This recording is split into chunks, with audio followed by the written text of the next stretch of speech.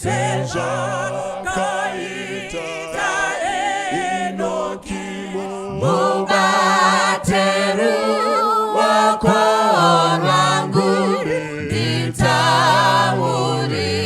nanene mwikana nzira yoshaikwa nivume indi fambe nemwi handingambo fambindeka nuturere kuvuvuta nirauya kateiwa avengiwa nondiyata ese aya matamuto tenzipfumaindi fambe nemwi kuti mandi pazororo zepasisi novanando nozofamba nekushinga ndotakura muchinjiko dakaradi oneziyoni tenzivumandi fambe nemwi. Kwazuai vana vaMwari, mufaro wangu kukuchingamidzai kuservice yedu pazuva ranhasi. Dai Mwari wokudenga akukomborerai mukuteerera shoko ratichakoverana panguva ino. Ndinokumbira zvikuru kuti mumwe nemumwe paari, ungava uri mumba uri kufamba, kana uri muchechi chaimo panguva iyo ino, kana kuti wakarara, kana kuti uri pamubhedha wokurwara, kana kuti uri panhamo, kana kuti uri pamufaro chaipo. Panguva ino ndinokukumbira kuti kana uine bhaibheri rako uchitenda muna Jesu Kristu sezvandinoita ini, ungatora Holy Bible rako kana bhaibheri rako dzvene kana kuti bhuku dzvene. Tivhure tese kubhuku raGenesis. Bhuku raGenesis chapter 31 ndo randichashandisa panguva yerusando rwedu. Musoro wenyaya unotiwo chiso chaRabhani chachinja hachizakaita sepakutanga. Chiso chaRabhani chachinja hachizakaita sepakutanga. Kana tichiti chiso tinoreva pachirungu face. Saka neimwe nzira musoro wenyaya uri kutiwo face yaRabhani yachinja. Face yaRabhani yachinja. Panguva ino ndinoda kutenda Mwari nenguva yatichakoverana mukati meshoko raMwari. Ndinoda kuverenga panguva ino kubva kubhuku raGenesis chapter 31 verse number 1 kusvika paverse number 5. Ndinovimba kuti makabata mabhaibheri enyu panguva ino mava kusvika pabhuku iroro. Bhuku raGenesis ndiro bhuku rekutanga rinowanikwa mukati meshoko raMwari, mukati mebhaibheri. Ndiro bhuku rekutanga, saka harisi bhuku ringanyanya kutinetsa chaizvo kusvika pariri. Ndichaverenga makateerera. Musoro wenyaya pana Genesis chapter 31 unotiwo Jacob anotiza. Verse number 1. Zvino wakanzwa mashoko evanakomana vaRabhani vachiti, Jacob watora zvose zvaiva zvababa vedu, wazviwanira pfuma yose iyi kune zvaiva zvababa vedu. Verse number 2. Jacob akaonawo kuti chiso chaRabhani chakanga chisakaita kwaari sepakutanga. Verse number 3. Jehovha akati kuna Jacob, dzokera kunyika yemadzibaba ako nekuhama dzako, ini ndichava newe. Ipapo Jacob akatuma munhu kundodana Rakeri naRea vauye kusango kuzvipfuwo zvake. Akati kwavari, ivhesi number 5. Ndinoona kuti chiso chababa venyu hachizakaita pandiri sepakutanga, asi Mwari wababa vangu wakataura neni akati kwandiri ndidzokere kunyika yababa vangu. Dai Mwari angakomborera kuverengwa kweshoko rake. Vana vaMwari, pazuva ranhasi toda kucherechedza ukama hwaJakobho nasekuru vake Rabhani. Jakobho anosvika seiko kwaRabhani? Nyaya inotanga kuna chapter 28 yaGenesis. Baba vanotuma dangwe ravo Esau kuti enda undovhima mhuka. Wauya nayo mhuka, wouraya wobika, ini ndichakuropafadza. Bhaibheri, shoko raMwari, rinobudisa pachena kuti amai vaJakobho naEsau vakanzwa kukurukura kana nhaurirano yakanga iri pakati pababa nemwana wavo. Vakaita zvavakaita, vazhinji vedu tinozviziva. Pabhuku raGenesis chapter 28, vakatora mbudzana vakauraya. Pakupera kwenyaya, Jakobho anoropafadzwa panzvimbo yaEsau. Amai vachiziva kuti vapara mhaka pamwe chete nemwana wavo. Amai ndivo vanoudza mwana, mwana wangu, rongedza mabhegi ako uende kunyika yandakabarwa ini, kunyika kwasekuru vako Rabhani, hazvanzi yangu. Jakobho akaita chipatapata, akarongedza. Bhaibheri rinobuda pachena pabhuku yachapter 30 29 dzaGenesis. Chapter 29 nechapter 30, Jakobho anoti asvika kwasekuru vake Rabhani. Mwari ngaavongwe, Rabhani haana kuramba muzukuru wake. Asi Rabhani tsika yake hakuna aishandira mahara. Akataridzwa ndima dzekushanda, nedzimweni dzenguva aiva muzukuru asi aiva nhapwa. Nekuti Bhaibheri, shoko raMwari, harina rekodhi yemubhadharo kana muripo kana mari yaipiwa Jakobho nasekuru vake mushure mekunge yashanda. Mazuva akapindana, mwedzi dzikapindana. Asi chandinoda kuti ticherechedze vana vaMwari, Mwari ngaavongwe mukushanda kwaJakobho asina kana chaaibhadharwa, denga raiva rakamutarisa. Jakobho achiona kuti mazuva apindana, ari pasekuru vake, anogara pasi nasekuru vake. Anoti, sekuru, maybe nokuti ndakura, ndaikumbira kuti ndishandire mwanasikana anonzi Rachel. Sekuru havana kunonoka, vakazvigashira. Mukomana akatema ugariri. Bhaibheri, shoko raMwari, rinoti iye akashanda kwemakore 9, anokwana kuita 7 pachirungu. Akashanda akavimbika siku nesikati. Nguva dzainzi ngatijambe, aijamba. Nguva dzainzi ngatidhige, akadhiga. Nguva dzainzizo ngatibope mombe, vakabopa. Dai ari makore ano, nguva dzaakanzi handei kumbare, handei kumisika yenzvimbo dzakasiyana-siyana tindotengesa mavegetables atashanda. Akanga asingarambi, asingakokomwi, nechikonzero chekuti vaiva sekuru vake. Chimwe chikonzero, kumusha akanga asingakwanisi kudzokera nokuti akasiya paramhosva. Chimwe chikonzero, akakura akarayirwa zvakanaka nevabereki vake kuti unofanira kuteerera zvese zvawanzi uite nevakuru. Bhaibheri rinobudisa pachena, Jakobho akashanda makore achipindana, asi hapana kana muripo kana mubhadharo waaipiwa. Zvichifamba zvakadaro, shoko raMwari rinobudisa pachena pachapter 31 yataverenga. Panova pane muzongo-zongo kana kuti pane tepirutu yenyaya yedu. Musoro wenyaya wedu, sezvatatenderana pakutanga, unotiwo chiso chaRabhani chachinja, hachizakaita sepakutanga. Fesi yaRabhani yachinja, haizakaita sepakutanga. Vamwe ndo vangada kuti chiso chasekuru Rabhani chachinja haizakaita sepakutanga.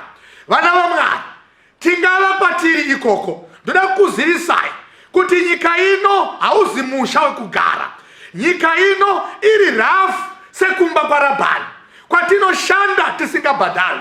Kunyange tikapuwa muripo yatinopuwa pane rino pasi, haugutsi kurarama kwedu. Kunyange tikapuwa mazazanana emari, kunyange tikapiwa ufumi hwakaita sei, nyika ino vana vaMwari, ndoda kukuzivisai pazuva ranhasi, haigoni kuti bhadhara sekubhadharwa kwatingaita naMwari wedu. Cherechedzai vana vaMwari, kunyanya zvikuru sei pamazuva ano atiri kurarama, tisingazivi makore anotevera nemakore atapfuura. Kune chirwere checoronavirus. Ichi chirwere ichi chakandisa masaindisti mapfumo pasi. Vatungamiriri vedzihurumende kubva kumadokero kusvika kumabvazuva, kubva kuChamhembe kusvika kumaodzanyemba, vakanda mapfumo pasi. Hama dzedu mupasi rino dziri kufa, kureva kuti vana vaMwari hapana mubhadharo unogona kutipa upenyu pane rino pasi. Even corona ikapfuura, makore anotevera mukati meupenyu hwedu, hapana chingatigutsa pakurarama pano. Nemhaka yei tiri kumusha kwasekuru Rabhani, kwatinorarama senhapwa. Kunyange tikanwa tea, kunyange tikadya good lunch, kunyange tikawana delicious dinner, haifi yakagutsa kurarama kwedu. Chiso chaRabhani chachinja, hachizakaita sepakutanga. Bhaibheri rinobudisa pachena, Jacob akasevenzera Rachel, asi mukusevenzera kwake akanga asingabhadharwi basa, aifanira kuzobhadharwa nemudzimai. Zivai zvakare vana vaMwari kuti asati asevenzera Rachel aitosevenza asingabhadharwi. Nyika ino vana vaMwari, regai ndikuzivisei iri rafu, yakazara nemibvunzo yatisingagoni kupindura. Tine hama dziri kufa dziri kwaRabhani, hatina ruramiro yekuziva kuti zvichazovei panherera dzinosara. Tine zvakawanda zvatiri kurarama mukati mazvo. Tine hama dziri kurwara, tine nherera dziri kusiyiwa, tine shirikadzi, tine nababa vari kufirwa nemadzimai, tine vana vari kushaya mabasa, tine mabhizinesi ari kubhuroka. Ndoda kuzivisai vana vaMwari, kwaRabhani hakuna chakanaka. Zvese zvakaipa nemazita azvo tinozviwana kwaRabhani. Saka tichine tariro here munyika yaRabhani? Tine tariro here munyika yaRabhani? Vana vanosvibira michato, asi michato kwaRabhani hakuna. Vana vanokura vachipinda makereke akasiyana siyana, vaine tarisiro yekuti rimwe zuva vachaponeswa, asi kwaRabhani hakuna chakanaka. Ndakuzivisai vana vaMwari kuti makorokoto kuna Rabhani, makorokoto kuna Rabhani akanga aexposwa kuna Mwari waJacob, asi haana kumbobvunzawo Jacob kuti vamwari vako waishumira chii chavangaitawo muguta rangu, asi aitoda kuti Jacob anamate vamwari vake. Cherechedzai vana vaMwari, musoro wenyaya wati iwo chiso chaRabhani chachinja, hachizakaita sepakutanga. Vhesi yati iyo pavhesi number 1, zvino wakanzwa mashoko evanakomana vaRabhani vachitaurirana vachiti, tarirai Jacob zvino atora zvose zvaiva zvababa vedu. Mwari achiona kushingaira kwaJacob, Mwari wakataura naJacob akamukomborera. Rabhani akaita sokuti anzwa tsitsi, asi ari Mwari waJacob akazvikonzeresa. Zvikasinzi pamhuka dzose dzaunofudza dziri muguta rino, dzingava mbudzi, dzingava hwai, dzingava ngamera, dzingava mombe, angava madhongi, dzingava huku, angava magarakuni, dzingava hangaiwa, mhando dzose dzezvipfuwo, yangoita mwana ane mavara, yangoita mwana ane magwapa, iyoyo ndeyako. Bhaibheri rinobudisa pachena pachapter 30 kuti Jacob akaita zvaakaita, akaisa ruminda kana kuti kadanda, kaiti mombe yose inoma mvura inobva yabereka mwana ane gwapa kana ane vara. Mbudzi yose yangopfuura neipapo pakadanda ipapo. yaibereka mwana ane gwapa kana ane vanhu. Cherechedzai vana vaMwari, munguva shomanana mhuka zhinji dzakanga dzava mumusha waRabhani dzakanga dzava dzaJakobho, nokuti dzaiva nemavara, dzaiva nemagwapa. Zvakabva zvakonzeresa kuti vadyire nhaka vana vaRabhani vanetseke, kuti zvava kuita sokuti pfuma yebaba vedu yava kupera, asi zvaJakobho ndo zvava kuwanda. Saka Bhaibheri robva ratiro Jakobho ndiMwari akaita kuti Jakobho anzwe kukurukura kwemajaya. Mwari aigona kuzviita kuti majaya asakurukura Jakobho achizvinzwa. Vana vaMwari, zvamakanzwa zvose pamusoro peruponeso ndiMwari akaita kuti muzvinzwe. Zvamakanzwa zvose zvakaipa zvinowira nyika ndiMwari akaita kuti muzvinzwe. Even shoko iro rino repamusoro pechiso chaRabhani haizi mistake kuriterera, ndiMwari aita kuti urinzwe, nekuti Mwari anoda kuti utore danho. Mwari anoda kuti utore danho.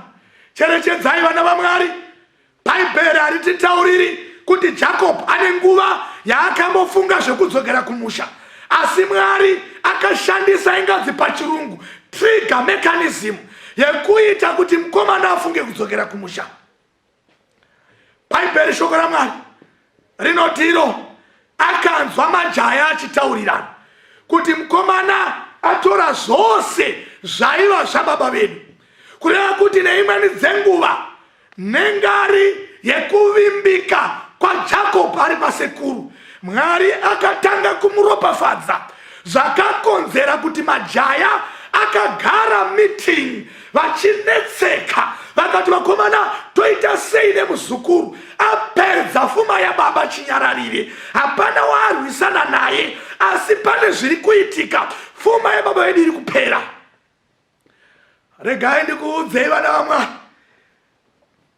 zvakanaka kuvimbika kuna Mwari, zvakanaka kusanetsana nevanhu, zvakanaka vana vaMwari kuti kana Mwari wataura unoteerera Mwari, hauteereri nyika. Panguva yazvaitika iyi, makore 7 akanga apera, mukadzi waakanga avimbiswa naRabhani haana kupuwa mukadzi iye, akanzi kunotsika yekwedu kuno kwaRabhani haipi mwana, hairodzi mwanasikana mudiki, mwanasikana mukuru asati arodzwa. Saka kana uchida uyu mudiki tanga watora mukuru. Jakobho akatora mukuru akasenzera zvemudiki. Nyika ino yatiri kurarama mukati mayo inyika inochinja magoalpost, inyika isina kuvimbika pazviga zvayakatemera vanhu vaMwari. Nyika ino vana vaMwari inochinja nhasi, mangwana yepfuma yakachinja. Rabhani akachita hana kureresa pane zvaakarangana nemunhu waMwari, but chandinoda kuti mutererese, Jakobho hana kukomblena. Kunyarara hakuzi kupusa munhu waMwari, kunyarara kutaura. Bhaibheri shoko raMwari rinoti kutsiva handi kwenyuba, kutsiva ndekwaJehovha. Wakagara pauri munhu waMwari, wakarara pawakarara, unogona nga uri pamubhedha, vamwe ndo vanoti takaroiwa, varoi variko, asi kutsiva hakuzi kwako. Vamwe ndo vakapinzwa mune zvimwe zvirwere zvavaidai vasina kupinda mazviri. Munhu waMwari, kutsiva handi kwako, kutsiva ndekwaJakobho. 7 years handi dzekutamba, honzi shandazve dzimwe 7 years. Itsika yenyika ino kushandisa vanhu zviri double. Tsika yenyika ino, nyika ino haisi shamwari yedu baba navaMwari.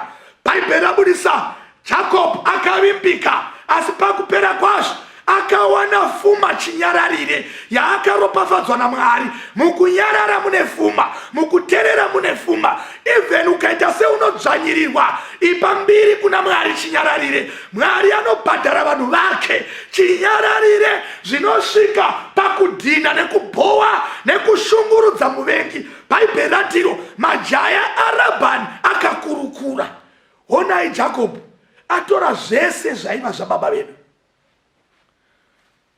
Bhaibheri roenda mberi rotiro, Jakobho paakanzwa mashoko aya akacherechedzawo chiso chasekuru vake, kureva kuti hazvina kuitika one day.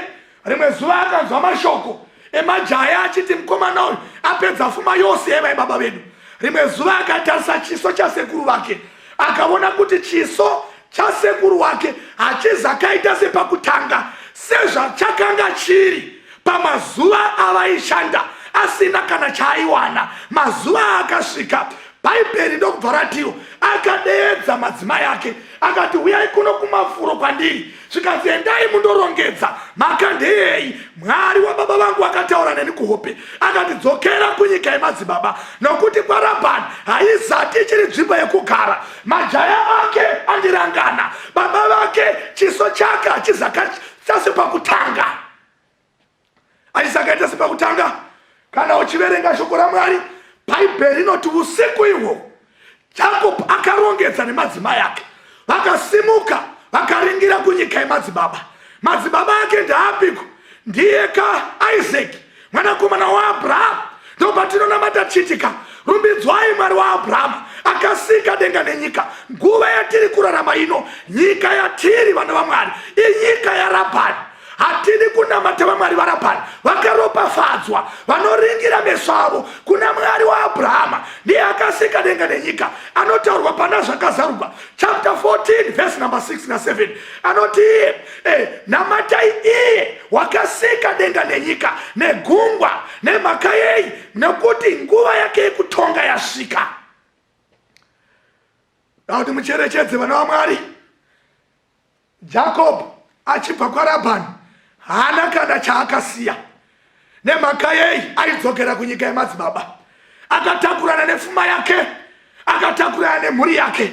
Vana vaIsraeri vachibuda muIjipita, kana uchindoiverenga kubva kuchapter 3 yaExodus uchidzika, bhaibheri inotiro vana Mozisi vakativo kuna Faro, tichaenda nemhuri dzedu, tichaenda nepfuma yedu, hapana kana chinosara. Bhaibheri inototiro even mahwanda emombe dzakadyiwa tichavhukunyura tiende nawo kurenje. Tinoenda kundoiteiko? Kundonamata Mwari nepfuma yedu nemhuri dzedu. Vana vaMwari, idonzo raMwari, chidiso chaMwari kuti baba vamwe nevamwe vaponeswe nemhuri yavo. Chidiso chaMwari kuti amai vamwe nevamwe vaponeswe nemhuri yavo. Even mbudzi dziri mumusha menyu nehuku dzinofanira kuziva kuti kuna Mwari akasika denga nenyika, nokuti Mwari akakupa achauya achikuvhunza. Kana woponeswa achavhunza even pfuma yakakupa. Jacob nokuti wakanga akakomboregwa, aigona kusiya vana vaRabhani, aigona kusiya pfuma yaakabhenefita kwaRabhani. Asi vana vaMwari, regai ndikuudzei, Mwari akakomborera Jacob akaziva kuti zvese zvandiinazvo ndiMwari wababa vangu akazviita. Vana vaMwari, pfuma yese yatinayo ngatizivei chinhu ichi ndiMwari wababa vedu akazviita. Zvino yasvika nguva tiri mukati menyika yeplanet Earth, zviri kuwira nyika, zviri kutaridza kuti chiso cheplanet Earth chachinja, hachizakaita sepakutanga. Veshona vanotivo nyika yarohwa nenyundo, haizakaita sepakutanga.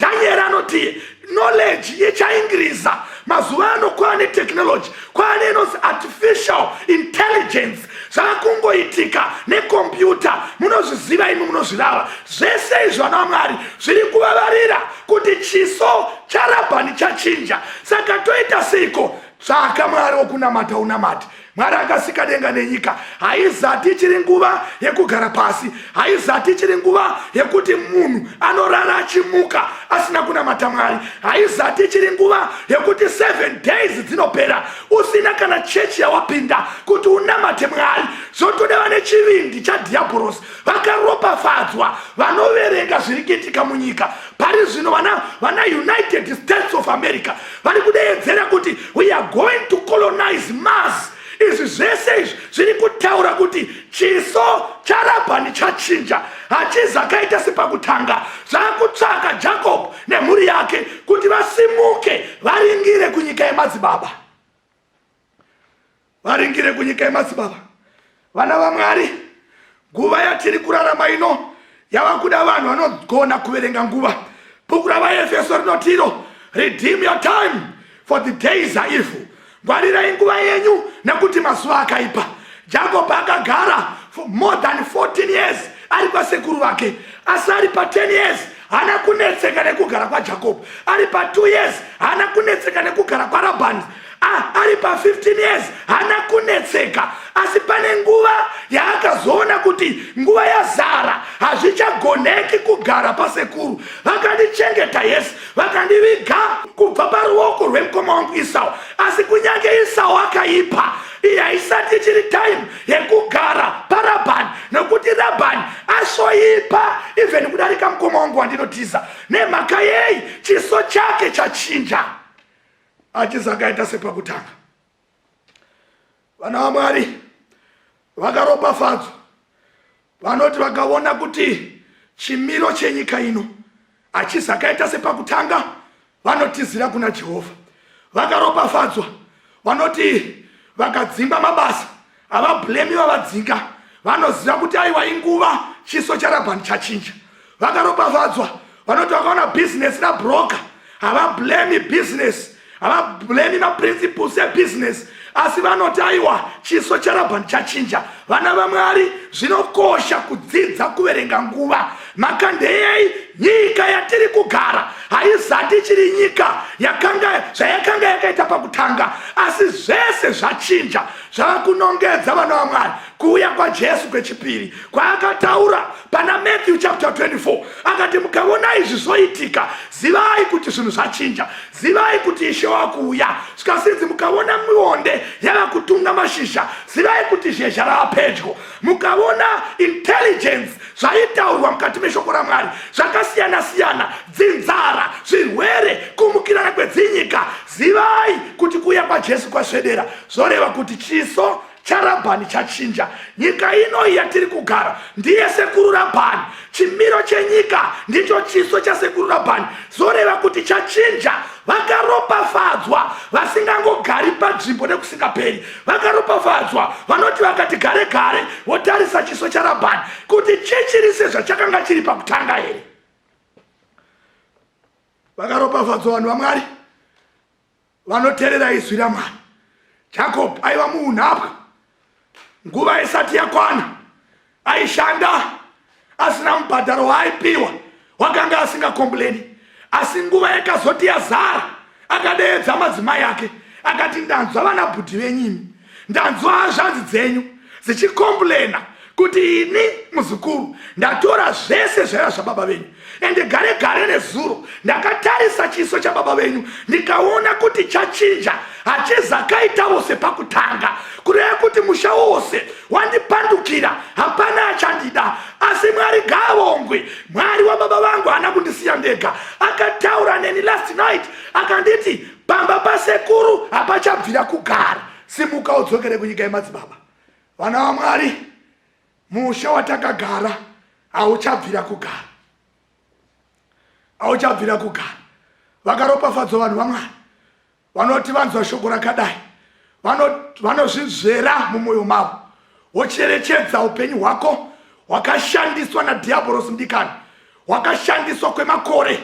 Vamwe vakagara pambanje kwemakore mazhinji, vamwe vairova vakadzi kwemakore mazhinji, vamwe vairohwawo nevakadzi kwemakore mazhinji, vamwe vakanga vasingakudzi vabereki vavo. Nanhasi umwe haatozivi kuti vabereki vake vapenyu here kana hasi vapenyu. Hana chidokwa dokwa kana shungu dzekuvatsvaka. Vamwe ndo vabereki vakarasa vana. Asi regai ndikuudze vana vaMwari, upenyu hwataakurarama chiso chaRabhani chachinja. Dzokera kunyika yemadzibaba, utsvake Mwari akasika denga nenyika, uvhunze vari pedyo newe kuti vedu ndinotsvaka akasika denga nenyika. VaMwari vose vasina kusika denga nenyika ndivaMwari vekunyika yaRabhani. Mukuvharira Bhaibheri rinobudisa pachena, Bhaibheri shoko raMwari rinobudisa pachena kuti Jacob usiku ihwohwo akasimuka akaringira kunyika yemadzibaba. Bhaibheri rinoti akananga kuMupata waGiriadhi, ndokubva andozorora paMupata waGiriadhi. Azorora ipapo, Rabhani osekuru Labhani makuseni vakamuka vakaona mukuwasha aenda nevana, atakurana nepfuma yake yose iyo yakanga aiwana kuburikidza nekusenza mumusha make. Akamutevera aine hondo yehama dzake, vakandomubata paMupata waGiriadhi. Vasvika ipapo zvikanzi, zvino iwe nhai Jacob waitireiko sebenzi? Zvino zvawakanga wafunga kudzokera kunyika yemadzibaba ako wandirapidzireiko? Ndaingaida ndaenekana nevana vangu. Vana vaMwari Satani haenekewi. Kana uchitama Satani haenekewi. Nokuti mukueneka Satani ndo mukukakatana nezviro zvake. Bhaibheri rinotiro chechipiri Jacob chawaita, watadza kuti ndieneke vakunda vangu. Asi chimwe chawatadza, wagotorereko vamwari vangu. Kana wafunga kudzokera kuna vamwari vako, dai wasiya vamwari vangu. Jacob akati tsvakai pakati pangu, handina vamwari venyu vamatora. Bhaibheri robudisa pachena kuti zvino Rachel akanga atora vamwari akagarira pachigaro chepagamera, asi Labhani akatsvaka akashaya. Zorevei vana vamwari, nyaya yatiri kudzidza kurwisana kwemwari waJacob namwari waLabhani. Chiso chaLabhani chachinja. Kana uchienda kuna mwari akasika denga nenyika, siyana navamwari verino pasi. Siyana navamwari verino pasi, munhu wamwari. Unange kuna mwari. Job anoti iye, ndakabarwa ndiri mushwi, ndichadzokera ndiri mushwi.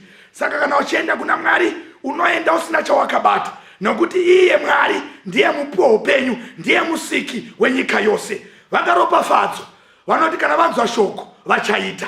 Uri pauri ipapo, ndokumbira kuti uzviitire silent prayer. Uzvibvunze, unogona nge uri kudriver, uri kunzwa mharidzo iyo ino, unogona nge wakarara pambedha wemuhospital chaiwo, uri kunzwa mharidzo iyo ino. Wakashandiswa naLabhani for all these years. Yasvika nguva munhu wamwari yekukanda magumbezi aLabhani pasi, yekukanda upenyu hwaLabhani pasi. Uti ndava kuenda kuna mwari akasika denga nenyika. Ende mwari uyu ndoda kupromisa, mwari uyu hauendi ukandokomblena ikoko. Hapana anoregreta kana aenda kuna mwari uyu.